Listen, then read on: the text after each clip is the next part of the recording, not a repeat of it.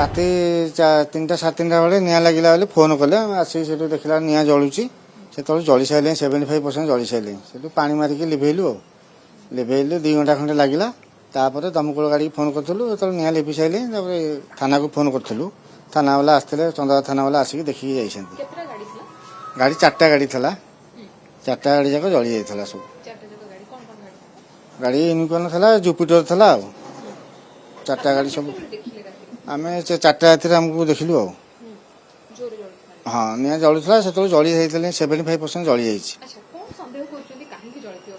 ସନ୍ଦେହ ତ କରୁଛୁ ଆମେ କିଏ ପେଟ୍ରୋଲ ପକେଇକି ଦିଆସିଲି ମାରିଛି ବୋଲି ସନ୍ଦେହ କରୁଛୁ। ହେଲେ ଆମେ ତ ଆଖିରେ କାହାକୁ ଦେଖିନୁ, ସନ୍ଦେହ କରୁଛୁ ସେମିତି। ନହେଲେ ପେଟ୍ରୋଲ ଗାଡ଼ି କେମିତି ମନକୁ ଜଳିବ ସନ୍ଦେହ କରୁଛୁ ଆଉ।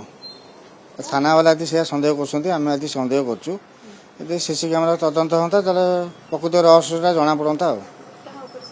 ନା ସନ୍ଦେହ କାହାକୁ ଦେଖିନୁ ନାହିଁ କାହା ଉପରେ। ଆଙ୍କର ଆଜି ଶତ୍ରୁ କାହାର ଏଠି ନାହାନ୍ତି, ସନ୍ଦେହ ନାହିଁ କାହା ପରେ ଏମିତି। ହେଲେ ଆମେ ଭାବୁଛୁ ପେଟ୍ରୋଲ ଗାଡ଼ି ଜଳିଛି କେମିତିଆ, ପାଖରେ ହେଲା ଆକାର ଆମର କାଳେ ହେବ, ସେଥିପାଇଁ ଟିକେ ତଦନ୍ତ କଲେ ଭଲ ହୁଅନ୍ତା। ଆଜ୍ଞା ହଁ ସେ ଧାଁସ ପଶିଥାନ୍ତା, ଯାହା ପାଣି ଠିକ୍ ସମୟରେ ଆସି ଲିଭେଇ ଦେଲୁ ବୋଲି ଧାଁସଟା ପଶି ପାରିନି ଆଉ। ଗୋଟେ ଟାଙ୍କି ଫାଟିଛି।